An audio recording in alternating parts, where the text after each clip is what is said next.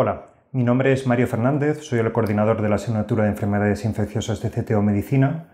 Me ocupo en mi trayectoria profesional a las enfermedades infecciosas y el objetivo de este pequeño vídeo es transmitir de una forma relativamente concisa lo que sabemos a día de hoy de los aspectos virológicos, clínicos y terapéuticos del nuevo coronavirus, agente causal de la enfermedad o de la entidad conocida como COVID-19. Antes de entrar en detalles, debo adelantar. Lo que voy a comentar aquí de forma muy breve es el conocimiento más o menos actualizado a fecha de hoy, 10 de marzo. Los acontecimientos y el grado de conocimiento se está acelerando de una forma sorprendente. Por tanto, lo que diga hoy, ahora aquí, a lo mejor dentro de un mes tiene escasa validez, pero no obstante vamos a intentar abordar este tema de la forma más sencilla posible y en la medida de lo posible que pueda servir para clarificar las dudas que puedan surgir. Estamos ante una infección que, como es bien sabido, obedece a un tipo de virus conocido como coronavirus. Los coronavirus son virus terriblemente prevalentes. El primer aspecto que debemos tener claro para intentar entender un poco lo que está ocurriendo es que los coronavirus son virus ARN. A diferencia de los virus ADN, los virus ARN presentan una mayor propensión a cometer errores o a que se produzcan errores durante la replicación de su genoma. Estos errores tienen lugar básicamente por la ausencia de una especie de corrector de pruebas, como si lo tienen los virus ADN y por supuesto las células procariotas o eucariotas como es la nuestra. Esta mayor propensión a que durante los distintos ciclos replicativos del virus se cometan errores, digamos, de forma aleatoria en su genoma, condiciona uno de los riesgos que tienen los virus ARN y es su mayor capacidad de recombinación genética. Esto es bien conocido, por ejemplo, en el caso del virus de la gripe. Sabemos que las grandes pandemias de virus de la gripe y en menor medida las epidemias anuales obedecen a recombinaciones de los distintos segmentos de su RNA o ARN. El virus de la gripe, por cierto, tiene varios segmentos de ARN. En el caso del coronavirus, como enseguida vamos a ver en una figura, es una única molécula de ARN, pero en cualquier caso, esta mayor capacidad de recombinación génica va a condicionar una mayor capacidad de adaptación. El otro aspecto que debemos tener en cuenta del coronavirus es su elevada prevalencia. Son virus muy prevalentes, no solamente en la especie humana, sino también en los animales.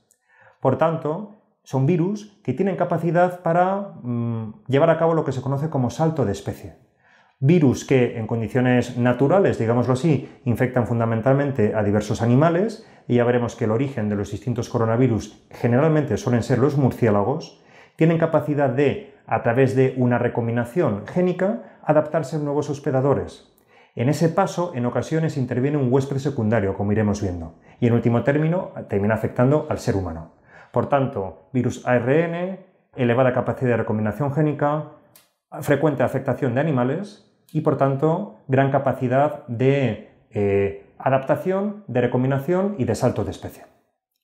Cuando hablamos de los coronavirus, el primer aspecto que nos puede llamar la atención es el nombre. ¿Por qué se llaman coronavirus? Esta figura lo deja bastante claro. Los coronavirus son virus ARN, como he comentado, que tienen una envuelta glucoproteica y que, como se puede ver en la imagen, presenta una serie de espículas, spikes en inglés, de naturaleza glucoproteica que son muy prominentes. Hay muchos virus con envuelta que presentan diversas glucoproteínas. Un buen ejemplo es el VIH, pero también lo tenemos en los herpes virus. Sin embargo, los coronavirus es muy relevante. Estas espículas, estas espinas, por traducirlo de forma literal en inglés spike, son muy prominentes. Esto de hecho condiciona que en la microscopía electrónica los coronavirus presenten un aspecto tan característico, que se asemeja, por así decirlo, a una corona, de ahí el nombre de coronavirus. Cuando hablamos de coronavirus, la historia hay que remontarla no ayer, ni al mes de diciembre, ni a la provincia de Hubei, ni mucho menos. Hay que remontarla a muchas décadas atrás. Son diversos los coronavirus que infectan al ser humano. Los primeros de ellos se detectaron y se identificaron en la década de los años 60. Por ejemplo, el coronavirus humano 229E o el HC43. De hecho, los coronavirus, junto con los rinovirus y algún otro virus, son uno de los agentes más frecuentemente implicados en los cuadros de catarro, que todas las temporadas padece un elevado porcentaje de la población. Los coronavirus son responsables de la mayor parte, junto con rinovirus, de los episodios de catarro común e infecciones habitualmente leves de vías altas. Sin embargo, ya desde el año 2002-2003 sabemos que, en virtud a esta capacidad de recombinar su material genético y de producir el conocido como salto de especie, los coronavirus pueden adoptar distintas manifestaciones clínicas mucho más graves cuando se produce o se genera una nueva especie de coronavirus. Y este primer concepto se puso de manifiesto con la epidemia del conocido como SARS coronavirus, por sus siglas en inglés lo traduciríamos como síndrome respiratorio agudo severo o grave, cuyos primeros casos se detectaron en los años 2002-2003, fundamentalmente en China. Como luego veremos, el coronavirus que ahora mismo nos aflige presenta una elevada homología con ese primer SARS coronavirus. Posteriormente, en el 2004-2005, se identificaron otros coronavirus, llamémoslo así, banales, más parecidos a los clásicos, como puede ser el NL63 o el HK1, que no tienen mayor trascendencia y que igualmente producen cuadros de catarro común, hasta que en el 2012-2013, en la península arábiga, en Arabia Saudí y posteriormente un brote secundario en Corea del Sur, puso de manifiesto la existencia de otro coronavirus conocido como MERS, por sus siglas en inglés, síndrome respiratorio de Oriente Medio. El MERS coronavirus y el SARS coronavirus son virus conocidos por su elevada mortalidad. Particularmente en el caso del MERS, la mortalidad o la letalidad, sería el término más correcto, se estima en no menos del 30-35%. Para el SARS coronavirus, el clásico entre comillas, el que data de 2002, la mortalidad se estima en aproximadamente 10, 14, 15%. Estamos hablando, por tanto, de infecciones con una elevada letalidad, pero que afortunadamente, y en parte condicionado por su letalidad, tuvieron una capacidad de transmisión muy baja. De forma que, en el caso del SARS coronavirus, la inmensa mayoría de los casos se concentraron en China. Hubo algún caso secundario e importado, por ejemplo, en Canadá, en la provincia de Ontario y en algunos otros países asiáticos, pero realmente la distribución afortunadamente fue muy limitada. Más limitada todavía, por fortuna, en el caso del MERS coronavirus, con casos detectados todavía a día de hoy, fundamentalmente en la península arábiga, en Arabia Saudí, y como digo, un brote secundario con un importante componente nosocomial, intrahospitalario si se quiere, que tuvo lugar en Corea del Sur como consecuencia de un hombre de negocios coreano que estuvo en Arabia Saudí, regresó a su país, pasó por varios hospitales, por los servicios de urgencias de varios hospitales ya con clínica atribuible al MERS coronavirus y que por tanto dio pie a una serie de casos secundarios y terciarios. Un brote que afortunadamente se contuvo en el caso de Corea, pero que se asoció a una mortalidad igualmente muy relevante. Como es bien conocido y vemos todos los días en las noticias, a finales del 2019, a finales de diciembre, las autoridades sanitarias chinas pusieron de manifiesto una acumulación inhabitual y que no se explicaba por criterios epidemiológicos de casos graves de neumonía, fundamentalmente localizados en la ciudad de Wuhan, en la provincia de Hubei. Estamos hablando de una ciudad muy poblada, 11 millones de habitantes, y a partir de ahí se consiguió la identificación del virus y empezar a trazar un poco las características virológicas de este agente, al tiempo que se empezaron a ver las distintas manifestaciones clínicas de las que luego hablaré.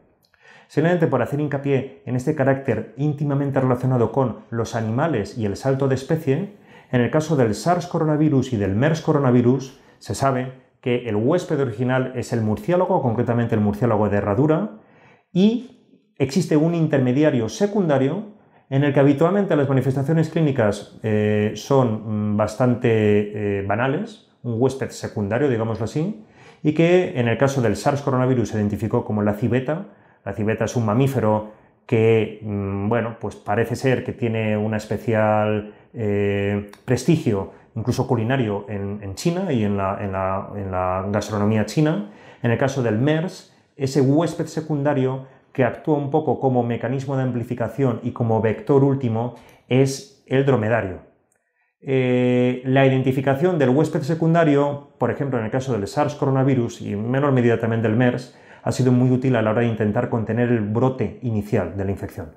Y, por ejemplo, las autoridades chinas en el 2002-2003 pues llevaron a cabo una campaña sistemática de control de las civetas que hasta ese momento pues estaban exponiendo vivas en jaulas, pues en mercados de alimentos y, por tanto, con contacto directo, a su vez, con alimentos que terminan siendo consumidos por los humanos. Se cree que es este particular campo de cultivo en el que hay animales salvajes, digámoslo así, o exóticos vivos, enjaulados, en contacto directo con los alimentos y en condiciones higiénicas pues deficientes, las que facilitan sobremanera la adaptación génica del virus, el salto de especie y, en último término, la afectación del ser humano. Esta diapositiva también permite poner de manifiesto esta característica que estoy comentando. El huésped primario, digámoslo así, de la mayor parte de los coronavirus son animales, llamémoslo entre comillas, salvajes, fundamentalmente el murciélago. Existe un huésped secundario y, en último término, la afectación del ser humano. La gran duda a día de hoy es cuál es el huésped intermediario en el caso del nuevo coronavirus, del SARS-CoV-2, es decir, el agente etiológico del que estamos hablando. Ha habido alguna hipótesis que relacionaba a unos mamíferos escamosos muy peculiares que son los pangolines, pero a día de hoy, insisto, a principios de marzo, no tenemos constancia de cuál es este huésped intermediario. Un aspecto relevante que hay que señalar, por hablar un poquito de la taxonomía del virus, es que este coronavirus al que actualmente nos enfrentamos, junto con la inmensa mayoría de los coronavirus que he ido comentando, incluyendo el SARS y el MERS, pertenecen al género beta coronavirus y concretamente al subgénero sarbecovirus. Básicamente lo que hay que saber a efectos prácticos es que el nuevo SARS coronavirus o SARS-CoV-2 presenta una enorme homología estructural y genética con el SARS coronavirus del 2002. La homología se estima casi en el 80%, comparten un 80% de su material genético. Afortunadamente, lo adelanto ya, presenta unas características en cuanto a letalidad que no son comparables al 10% de letalidad del SARS coronavirus, del original, digámoslo así. Como contrapartida, y este es un concepto epidemiológico bien conocido, a menor letalidad de una infección transmisible, existe mayor posibilidad de transmisión. Un ejemplo dramático lo vemos en las fiebres hemorrágicas o en el ébola. Tiene una letalidad altísima y la capacidad de transmisión es muy restringida. Por el contrario, virus tan banales, como el rinovirus, el del catarro común, se transmite con una enorme capacidad, una enorme facilidad y obviamente la letalidad es nula. En el caso del SARS coronavirus 2, del nuevo SARS, pues por desgracia estamos ante una capacidad de transmisión relativamente alta y por supuesto mayor que la del SARS y la del MERS, a expensas de una menor mortalidad, pero una mortalidad que no deja de ser apreciable y relevante, como estamos comprobando por desgracia. Sin entrar en los aspectos más puramente epidemiológicos o de transmisión, que serán abordados en otro pequeño vídeo por uno de mis compañeros, sí que quisiera comentar de forma muy sucinta cuáles son las manifestaciones clínicas que presenta este cuadro. La infección o el cuadro conocido como COVID-19, que por sus siglas en inglés lo traduciríamos como enfermedad asociado al coronavirus 2019, son manifestaciones clínicas que presentan un periodo de incubación hasta donde se sabe a día de hoy que oscila entre los 2 y los 14 días. Cabe la posibilidad de que haya algún caso con un periodo de incubación más largo. Como en cualquier fenómeno biológico, hay fenómenos extremos, outliers, pero la mayor parte de los casos se concentran entre los 2 y los 14 días y, para ser precisos, la mediana básicamente oscila entre 4, 5, 6 días. Por encima de las 2 semanas puede haber algún caso, me refiero de periodo de incubación más prolongado, pero es excepcional. Desde un punto de vista clínico, y esto es importante y es un mensaje fundamental, la inmensa mayoría de las infecciones son banales. Es decir, son cuadros leves, básicamente similares a los de otros virus respiratorios. Puede haber fiebre o febrícula, puede haber tos, en un 10% de los casos hay diarrea, puede haber dolor de garganta. La rinorrea, curiosamente, que es muy común en el rinovirus e incluso en la gripe, parece que no es tan habitual con el nuevo SARS coronavirus.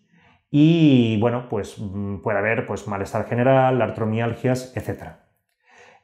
Aproximadamente en el 15% de los casos, y este es un dato que se reproduce de forma consistente en las series clínicas que se van comunicando desde China fundamentalmente, Singapur y Corea, estamos viendo que el 15% presenta un curso más grave, un curso con muy mínimo con neumonía y, por tanto, eventualmente con necesidad de ingreso hospitalario.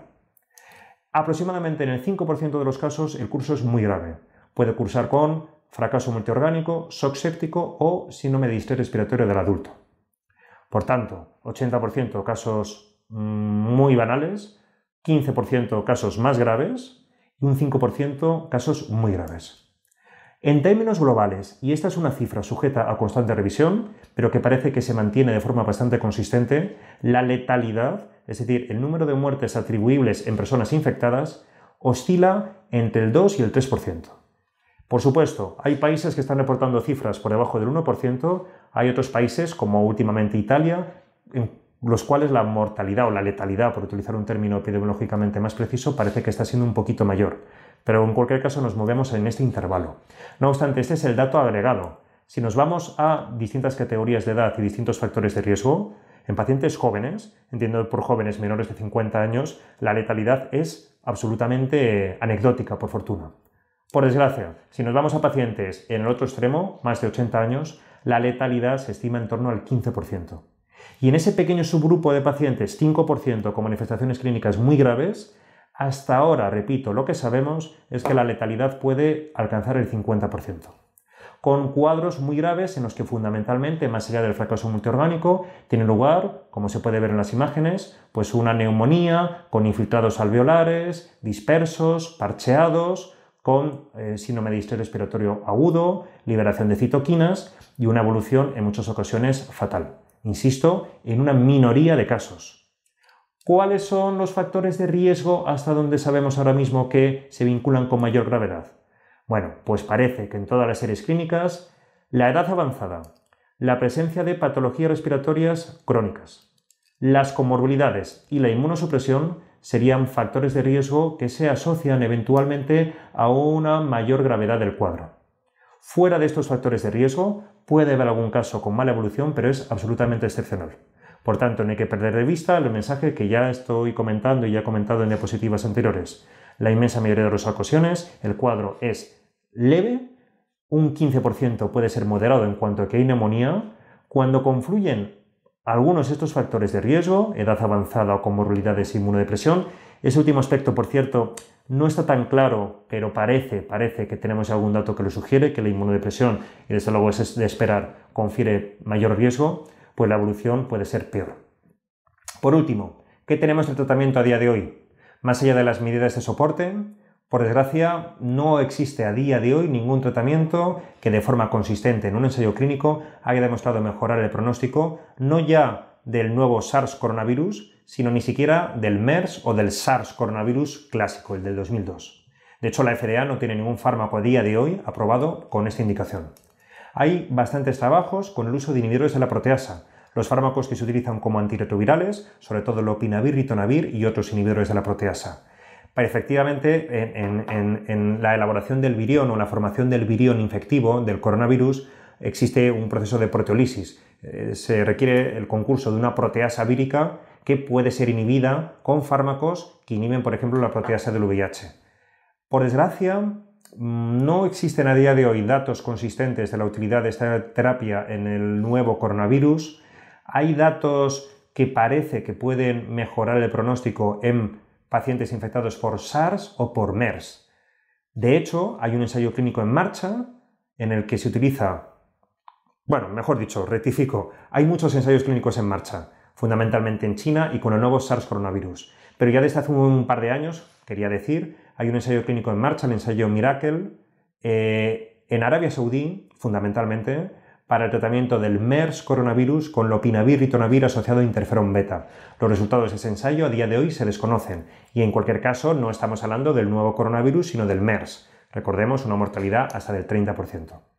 Hay otros fármacos que de forma preliminar y atendiendo a experiencia in vitro o con mucho en algunos modelos animales podría tener alguna utilidad. Por ejemplo, la cloroquina o por ejemplo los interferones, el interferón alfa y el interferón beta, interferón alfa nebulizado e interferón beta subcutáneo. Por ejemplo, a día de hoy, y esta es una información que va cambiando casi a diario, las autoridades chinas recomiendan en sus prácticas de guía clínica el uso de lopinavir y ritonavir asociado a interferón alfa nebulizado, pero hay también trabajos y se está poniendo interferón beta subcutáneo.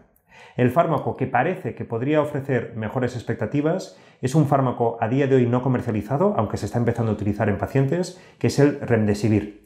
El remdesivir es un inhibidor de la ARN polimerasa que en su momento fue desarrollado fundamentalmente para el tratamiento de fiebres hemorrágicas. Virus Marburg, virus ébola, otros virus productores de fiebres hemorrágicas del grupo de los arenavirus, como el virus Junín o otros virus, sobre todo circunscritos a Centro y Sudamérica. Con el remdesivir hay trabajos in vitro que sugieren que tiene mejor actividad que el lopinavir y ritonavir. Empieza a haber experiencia clínica que vamos acumulando en el día a día, pero por ahora es un fármaco, bueno, pues digámoslo así, en vías de aprender de él. Posiblemente con buenas expectativas, pero todavía sin gran experiencia clínica. Y estos son un poco los datos que quería transmitir a día de hoy de lo que sabemos desde un punto de vista clínico y epidemiológico del nuevo coronavirus. Estamos aprendiendo, estamos avanzando, estamos enfrentándonos a la amenaza y pues sin duda conseguiremos salir adelante. Va a costar a todos, pero hay que mantener en ese sentido el espíritu fuerte e intentar sobre todo dotarnos del mejor conocimiento científico para afrontar este escenario inédito. Muchas gracias.